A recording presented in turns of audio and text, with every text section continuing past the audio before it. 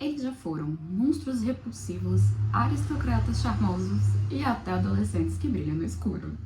Estou falando, é claro, dos vampiros.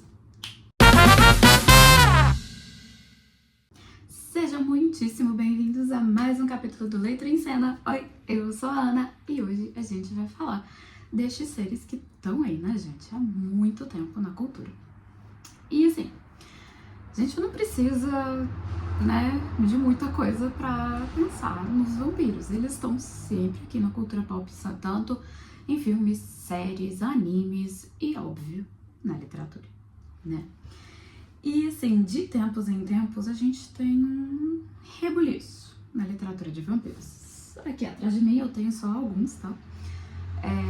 São todos os que eu tenho, no caso, mas ainda tenho muitos mais pra comprar. E assim, gente, livro de vampiro não falta no mercado, nem nunca vai faltar. Estou aqui toda vampiresca na minha maquiagem pra poder falar justamente desse assunto que eu adoro. Mas antes do nosso vídeo continuar, eu quero pedir o seu like, o seu compartilhamento, tá? Por favor, me ajude a engajar esse canal, que eu faço com muito carinho. E, bom, era pra esse vídeo ter saído semana passada, mas eu demorei um pouquinho mais na pesquisa do que eu estava planejando. Acabou que eu tive que trazer ele pra essa semana agora. E outra coisa que eu quero muito saber, me contem nos comentários qual que foi o primeiro livro de vampiro que vocês leram na vida de vocês. E, né, o que fez vocês se apaixonarem por esses seres maravilhosos. O meu foi o nosso queridíssimo Drácula, eu tinha ali meus 9, 10 anos, foi leitura obrigatória da escola. Eu li e eu me apaixonei. Depois disso veio Crepúsculo e isso tudo que vocês estão vendo aqui. É um negócio que eu nunca me canso de ler vampiro, gente. Então, uma coisa que a gente precisa pontuar que é um grande motivo dos vampiros serem imortais na literatura eu fiz esse trocadilho. Eu tinha muito mais programado, mas eu dei uma cortada no roteiro. É o fato de que eles são muito adaptáveis, né? A gente tem ali eles bem adaptados no contexto do seu autor. Por exemplo, no século XIX, nós temos o brilhante Drácula, que tá ali representando o medo do estrangeiro e principalmente das doenças, né? Estamos falando ali de uma época que foi assolada por muitas doenças, principalmente ali no início do século XIX, a parte, né, de várias pestes e várias coisas que tiveram ali. Depois disso, na década de 70 e 80, a gente teve ali aquele momento, né, bizarro de tudo, que era tudo muito intenso, tudo muito... desde as cores até as músicas e o sentimento de tudo. E a gente tem ali uma humanidade muito grande dos vampiros vindo com a rainha Anne Rice, onde ela não só humaniza os seus vampiros, mas, gente, ela põe ali uma crise existencial e o Louis não me deixa mentir. Ô, cara com crise existencial, gente, o Louis me irrita. Ele é chato. Muito chato. Mas o Lestat não deixa de ter, tá? A Rainha Caixa não deixa de ter. Todos os vampiros das crônicas vampirescas de Anne Rice, eles têm, sim, algum tipo de crise existencial ali, seja até por questionar a própria imortalidade, como acontece com o Armand e com a Cláudia em determinados momentos da história. E nós temos também, óbvio, em 2008, né? Naquele momento mais emo da história da humanidade, nós temos o lançamento de quem, gente? Crepúsculo, o marco, né? Não tem jeito. Assim como Drácula foi o marco dos vampiros ali inicial, a gente tem Crepúsculo como seu renascimento. Talvez eu não tenha cortado tantas piadinhas assim.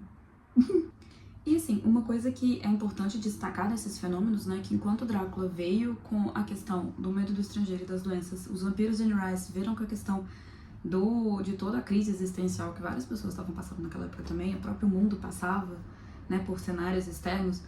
Em 2010 ali, a gente tem a questão do amor eterno, né, da beleza eterna, que é quando isso... a beleza eterna sempre foi uma coisa muito absurda, sempre foi pauta pra muita coisa, mas ali no início dos anos 2000 foi quando essa questão da beleza eterna realmente pegou, né? E do amor que transcende idades, que transcende décadas, séculos, que seja. E Tanto Crepúsculo quanto Vampire Diaries vieram para consolidar essa parte romântica dos vampiros, porque antes disso tinha sedução, aristocracia, dinheiro, poder, mas romance do jeito que a gente conhece não tem. Ah, Nalu, mas Drácula tem romance hoje? Não é bem assim não, o buraco é bem mais embaixo. É bem mais embaixo. E assim, gente, pra vocês entenderem como que a figura do vampiro tá intrínseco na humanidade, eu achei um dado muito legal, porque os vampiros começam a aparecer em registros da nossa história já na Mesopotâmia. Então, assim, eu vou ter que catar da minha cola, pera aí. Lamacho. É Lamacho? Não, Lamashtu. Lamashtu e os 7 espíritos malignos. E Lamashtu era uma divindade ali da Mesopotâmia, tá? E esses 7 espíritos seguiam Lamashtu pra tudo que era lado. E eles nada mais eram que demônios que estavam ali pra sugar a alma, sugar a vida das pessoas. Eu acho interessante destacar também que algumas vertentes, tá, de estudiosos consideram Lilith a primeira vampira. É muita controvérsia, mas eu não ia deixar de comentar porque eu encontrei, tá? Inclusive, ela aparece em várias histórias, vários contos de vampiros como a primeira vampira e é responsável por debandar tudo.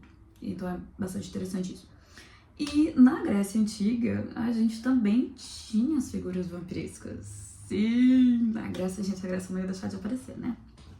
E assim, essas figuras vinham nas formas das lâmias e das empusas, que também eram espíritos que eram ali frequentes para retirar a vida das pessoas. E não podemos esquecer, é claro, né, na cultura judaica cristã, a gente tem os súcubos e os íncubos, que são os vampiros, né, dessas culturas aí. Tem vampiros na cultura japonesa, tem vampiros na cultura indiana e... Cara, eu não vou saber pronunciar.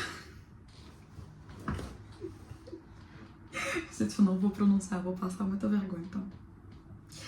O importante é que, sim, eles estão no berço da nossa história há muitos anos. Em inúmeras culturas africanas temos, sim, registro de vampiros. Eles não têm esses nomes, tá? Assim como eu falei da Mesopotâmia, da Grécia, na cultura judaico-cristã, eles aparecem com outros nomes, né? Na Índia ele tem outros nomes, na China ele tem outros nomes, e na África, obviamente, cada tribo, cada vertente, ele tem, sim, os seus vampiros, cada um com seus devidos nomes, mas eles têm essa característica em comum, que é sugar a vida das suas vítimas, né? E, bom, de formas distintas, cada um do seu jeitinho, mas este é o cerne destes seres aí. E nesses primeiros registros que a gente tem dos vampiros na nossa história, tá? Não histórias com vampiros, mas os seres vampíricos na nossa história, eles estão longe de serem o vampiro que a gente tem na nossa cabeça quando a gente tem, né? Primeiro de tudo, que a imagem que vem é do Bela Lugosi como aquele Drácula sensacional, ou do maravilhoso Gary Oldman no Drácula de Bram Stoker. Mas esses vampiros da nossa história, eles vinham como uma forma de explicar, né, a vida, a morte, doenças, males. E eles vinham justamente por isso, até para poder, né, para poder falar de determinados tabus de um jeito ou de outro ali. A gente tinha, né, isso daí na cultura judaico-cristã, talvez até um pouquinho para controle de, né, pensamentos que eles consideravam errados. Enfim, a figura do vampiro, ele vinha com medo, ele trazia medo, ele era assustador, ele era um monstro de todas as formas possíveis, tanto a aparência física quanto seus atos. E em momento nenhum o ato dos vampiros deixou de ser monstruoso, mas a gente deixou de tê-los como vilões, como os grandes males do mundo para outras coisas no decorrer da história. E assim, eu tenho certeza que se eu te perguntar quem foi o primeiro vampiro, gente, todo mundo vai bater o martelo. Drácula. Não. Joguei água no chope de todo mundo, joguei, mas não, Drácula não foi o primeiro vampiro a ser registrado numa literatura. Não, na verdade, ele foi o terceiro. Sim, ele é o mais famoso, sim, ele é o mais importante, mas ele não foi o primeiro. Tiveram duas pessoinhas aí que tiveram que andar para que nosso Drácula pudesse correr. E o primeiro deles foi escrito ainda no início do século XIX. Todos os 3 vampiros principais, tá, foram escritos no século XIX. Isso é muito importante. Até para a nossa literatura ali, né? Literatura ocidental atual. E o primeiro vampiro foi escrito por... gente, desculpa, eu vou ter que colar uns nomes meio complicado. Foi por John Polidori, mais especificamente em 1819. Gente, eu decoro data, mas não decoro o nome. No conto O Vampiro. E o Lord Ruthven, que é o primeiro vampiro a ser escrito, ele foi inspirado no Lord Byron, no poeta Lord Byron, que eu achei sensacional.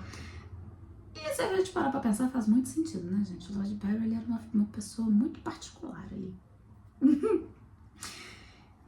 E assim, né, como ele veio, né, num conto, não é nada muito extenso, mas já foi a primeira vez que o vampiro apareceu já como um aristocrata. Então, no seu cerne literário, os vampiros já eram aristocratas.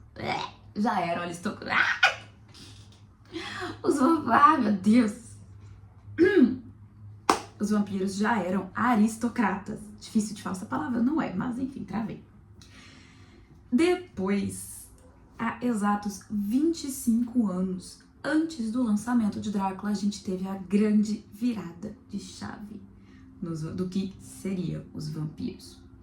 Em 1872, a gente teve o lançamento de Carmila. Sim, quem já ouviu falar?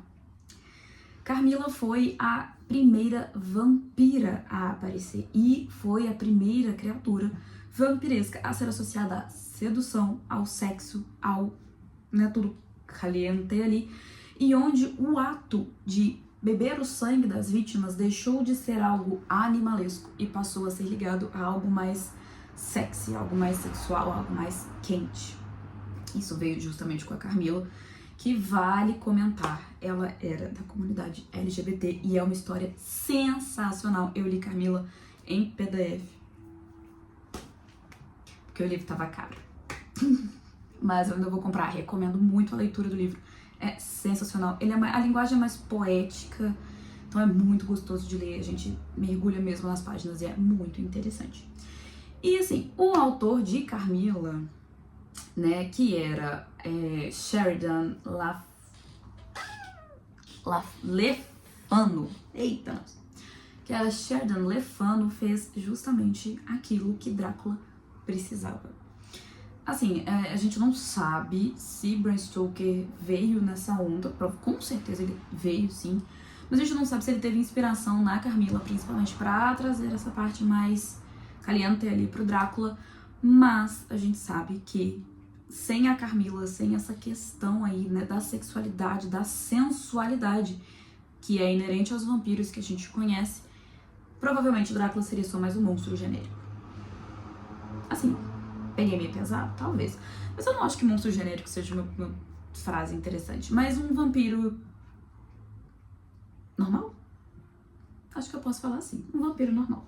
Mais voltado pro terror. Pronto. Um vampiro de terror.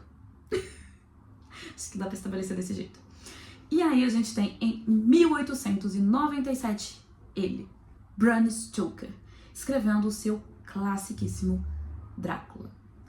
Ali, Bram fez uma coisa incrível. Ele pegou uma figura histórica que já tinha seu misticismo envolto nessa imortalidade vampiresca e trouxe a figura do vampiro como a gente tem hoje. Vlad Tepes, ou Vlad o Empalador, ele já tinha esse misticismo. Inclusive, gente, pra quem não sabe, vou contar uma curiosidade histórica que eu acho fenomenal. O verdadeiro Conde Drácula, ele foi enterrado com uma estaca cravada no seu coração. Porque sim, as pessoas da Romênia achavam que ele era um vampiro. Sensacional. E a Carmila também foi, eu esqueci de falar isso, Carmila também foi inspirada numa figura histórica, tá? Numa lady europeia que tava ali, se eu não me engano, ela era francesa, que acreditavam-se que ela bebia sangue de meninas novas e virgens pra permanecer sempre bela, jovem e imortal. Vampiro sempre aí, né, gente? Bebendo sangue de pessoas inocentes. Adoro. Enfim, Então o Bran veio com isso. Vale lembrar que, bom, as figuras dos vampiros, inicialmente, neste primeiro momento, eles não viravam pó quando saíam no sol. O Drácula e a Carmila, eles eram enfraquecidos na luz do sol, mas eles não viravam pó, eles não morriam, eles só não gostavam muito porque incomodava. Mas não tinha nada nem de brilhar como a Sininho, nem fazer um e virar pó, como acontece, por exemplo, em Vampire Diaries, que é virar uma pira de fogo ambulante. Eles só eram enfraquecidos pela luz do sol. E nessa época também é muito importante lembrar que isso estava muito ligado ao cristianismo. Então, água benta e o alho e principalmente estacas ali no coração e crucifixos afastavam esses vampiros, tanto a Carmila quanto o Drácula. Eles tinham um certo, né? O Drácula principalmente, a figura do Drácula, ela é intimamente associada a isso, né? O Vlad, na história de Bram Stoker, ele foi condenado a ser um vampiro depois de renegar a Deus quando a sua amada se mata porque ela acha que ele estava morto. Tenso. Depois disso, a gente não tem nenhum grande marco vampiresco, né, na literatura. Mas em na década, né, de 1970 e 1980, veio ela, a maravilhosa, a rainha dos vampiros, Anne Rice, com suas crônicas vampirescas. Ao todo, nas crônicas vampirescas são 12 livros, ela tem muita coisa publicada. E claro que os mais conhecidos são, né, o Vampire Lestat, A Rainha dos Condenados e Entrevista com o Vampiro, principalmente por causa dos filmes, né, que foram feitos ali, principalmente Entrevista com o Vampiro, que hoje tem uma série do AMC, eu acho, e ela é muito boa, inclusive, é sensacional, ela é da Peacock, desculpa. Ela é sensacional e vale muito a pena assistir essa série. E o filme, óbvio, com Tom Cruise e Brad Pitt. E, gente, você assistir aquele filme e não se apaixonar pelo Tom Cruise de Lestat, volta lá e assiste de novo, meu povo, porque tudo que eu queria na minha vida era aquele Lestat. Mentira! Ele é psicótico, mas ele é sensacional. E, claro, né, a Kirsten Dunst como a nossa Claudia, ainda muito criança, né, e o Antônio Bandeiras como o vampiro Armand. Isso tudo aí desemboca num monte de outros livros ali, inclusive tem o livro O Vampiro Armand, e a Rocco tá soltando os livros em umas edições maravilhosas. Olha isso aqui, gente, capa dura, linda. Eu tenho, por enquanto, só a Entrevista com o Vampiro e o Vampire Lestat, né, eu tenho A Rainha dos Condenados na edição anterior, que é um cutuquinho de livro, muito fofo. Mas eu tô doida com as crônicas vampiristas nessas novas capas. E então, assim, Anne Rice trouxe aquela demão que faltava nos vampiros pra eles nunca mais morrerem na literatura. Eu vou seguir, gente, fazendo os trocadilhos, tá? Os trocadilhos do carilho, porque... E assim, ela veio afiada. Eu vou parar. Mentira, não vou não. Ela veio afiada com seus vampiros ali, trazendo essa humanidade. Tudo bem que o Louis, ele é um porre de ler, gente de Deus. De verdade, a Entrevista com o Vampiro, o filme e a série são melhores, porque como a gente não tá na cabeça do Louis, ele não é um ser humano estragável de ler. Não dá preguiça, nem sono, nem estresse, nem sentimentos de eu quero tacar esse livro na parede. Porque sim, o respiro que a gente tem em Entrevista com o Vampiro é o Lestat e posteriormente a Claudia, porque o Louis, ele é muito depressivo, gente, ele é muito deprimido. Mas a Anne Rice trouxe essa camada de humanidade para os vampiros, onde eles têm sim crise existencial. O Lestat tem a questão da solidão, o Louis da depressão, a Claudia do preço da imortalidade, porque nos vampiros da Anne Rice, eles seguem se desenvolvendo psicologicamente e a Claudia se vê presa no corpo de uma garotinha de 10 anos de idade. Não tem nada que ela faça, tem uma cena muito icônica no livro e no filme, né, com a Kirsten Dunst, que a Claudia corta o cabelo dela, tipo, ela bota o cabelo Joãozinho, aqueles cachinhos todos pra cima, assim, e ela solta um berro pelo simples fato de que o cabelo dela cresceu de novo. Ela nunca vai deixar de ser uma criança, ainda que ela seja uma mulher naquela fase.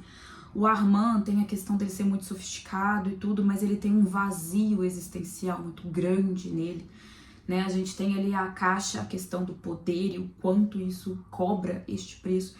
Então todos os livros da Anne Rice, eles vêm com uma ou mais, né, no caso,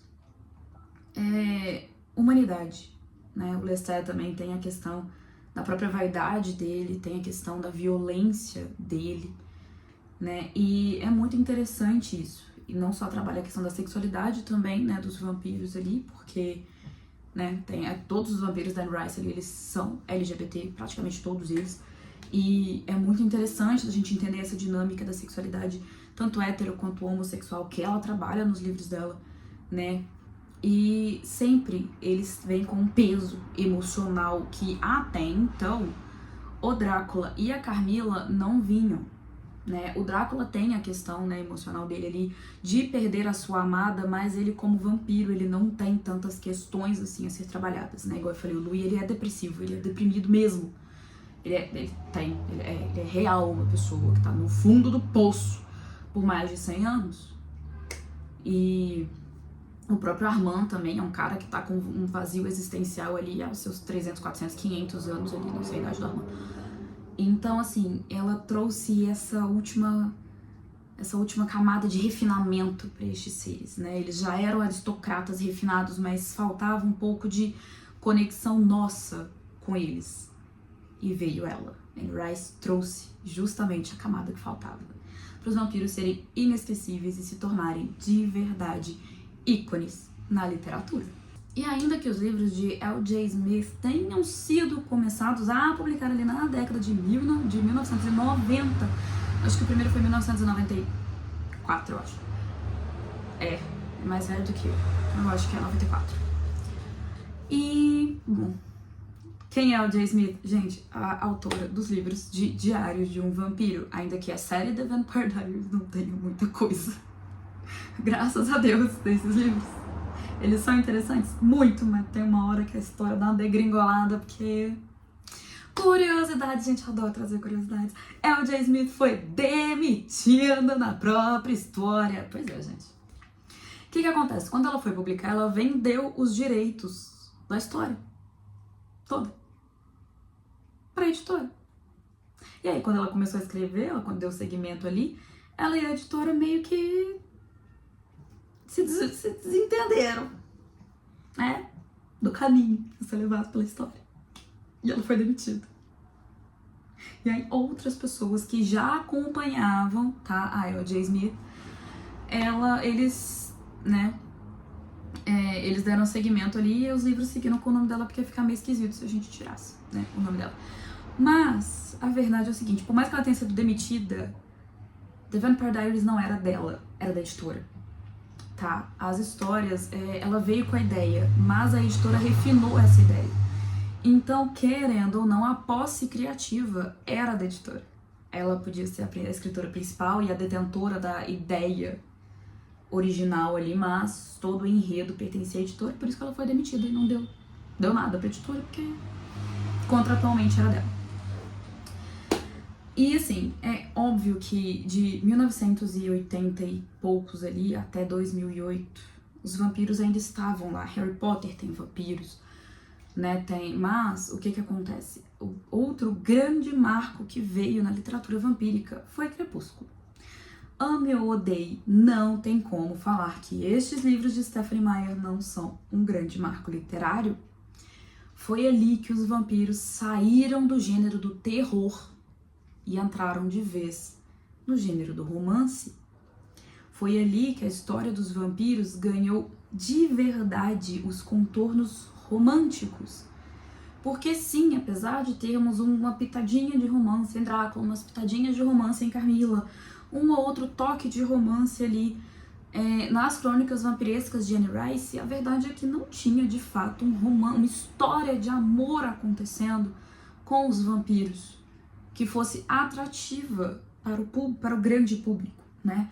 De novo, lembrando que os livros de Vampire Diaries eles já estavam sendo publicados naquela época, e se eu não me engano, a série Irmandade da Adaga Negra também, mas a série Irmandade da Adaga...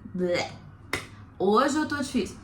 Mas a série Irmandade da Adaga Negra, se eu não me engano, o primeiro livro foi publicado em 1999 ou 98. Então, eles já são um pouquinho mais recentes. Mas, ainda assim, apesar de ser uma série que conta com mais de 20 livros,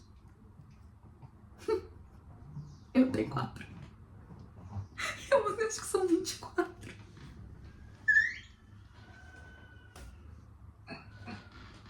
Gente, eu leio 2 livros desses por ano. É isso. Tipo, aí eu passo 2 anos sem ler nada, depois eu volto.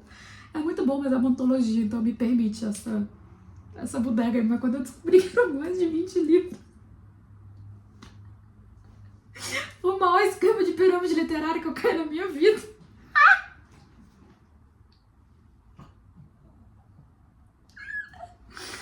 Ai! Voltei. Meu Deus. Enfim. Foi ali no Crepúsculo que, de fato, as histórias de vampiros passaram a se tornar histórias de amor, né? E no ano seguinte ao lançamento, né, do primeiro livro / primeiro filme, Crepúsculo, né? Porque sim, gente, o filme de Crepúsculo foi lançado no mesmo ano do primeiro livro, tá? No primeiro, segundo, terceiro livro, né? Eles já meio que lançaram corrente. E assim, veio o marco da série The Vampire Diaries, contando a história do triângulo amoroso de Helena, Damon e Stefan Salvatore. Né? Não tem como. Depois veio True Blood, enfim, mas True Blood não tem livro, é só uma série mesmo, tá? Então não vou trabalhar ali. E foi quando justamente os vampiros saíram do gore também, né? Porque Drácula ainda tem um pouco de gore, Nosferatu, que é uma cópia de Drácula, tem o gore ali, né? Os livros de Anne Rice, eles são muito inquietantes na leitura, porque eles são muito viscerais, né? Eles têm essa coisa mais visceral da alma ali, né? Não só da questão de algumas atitudes, mas também do visceral, do despir a alma da pessoa, né? Já visto o próprio Louis. E logo que veio com o Crepúsculo e The Vampire Diaries ali, os vampiros chegaram em mais nichos literários, né? Adolescentes, adultos, pré-adolescentes. E atendia e conquistava o público feminino e masculino, né? E era uma coisa que, gente, é universal. Você tem livro de vampiro hoje que atende todo e qualquer público. Também, todo e qualquer público não, porque eu acho que o público infantil não tanto. Mas, talvez sim, eu acho que tem anime de vampiro pra criança. Enfim, vocês entenderam meu ponto. E a universalidade de verdade na literatura veio justamente com o impacto de Crepúsculo. E, né, claro, o fenômeno que foi esses 2 grandes marcos nas séries, na TV e na literatura.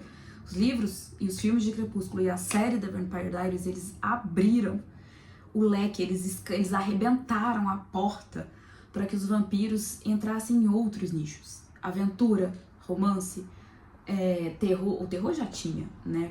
Mas drama, comédia, a gente tem vampiros em tudo que é lugar. E logo depois deles, né, a gente teve um lançamento, assim, de muitos livros. A gente tem a questão, né, do Dark Academy ali, com tanto a Academia de Vampiros quanto a série Marcada. São 2 coisas ali que tratam os vampiros como uma evolução e eles estão ali na parte, né, dos seus 18, 19 anos, mas eles envelhecem de uma outra forma, eles se transformam de uma outra forma, eles têm famílias aristocratas que se reproduzem normalmente ali e, né, toda uma outra dinâmica. E é bastante interessante, né, de ver esse desenvolvimento. A gente tem, como eu falei, a série Irmandade da Adaga Negra, que traz essa questão da proteção mesmo. Eles são muito protetores, eles são... Gente, uma geladeira Electrolux 2 portas, 4 metros. Que bando de vampiro grande e musculoso, viu? E ali eles ganharam a face de guerreiros protetores, né, principalmente. Depois a gente tem a série de Sangue Cinzas, que é outro esquema de pirâmide. Esquema de pirâmide na área, gente. Marcada foi meu segundo esquema de pirâmide, tá? Mentira, foi? Não, Marcada foi meu primeiro grande esquema de pirâmide com um total de 2, 3, 4, 5, 6, 7, 8, 9, 10, 11, 12, 13, 14, 15, 16, 17, 18 livros. Isso que eu contei com os 2 que eu ainda não tenho, tá? Meu primeiro grande esquema de pirâmide, o segundo foi esse aqui com 20. Gente, não superei. Enfim. A gente tem também, né, como eu falei, de Sangue Cinzas, a gente tem a série das Coroas de Niaxia, que é muito boa, são 3 duologias, tá cada uma focada num nicho de vampiros ali.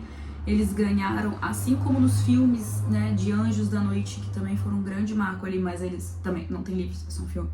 Esses vampiros têm asas, eles são guerreiros, eles têm 3 grandes clãs ali que são muito interessantes, os Filhos da Noite, os Filhos da Sombra e os Filhos do Sangue. E cada uma dessas duologias vai tratar, né, de um grupinho deles, então é super interessante.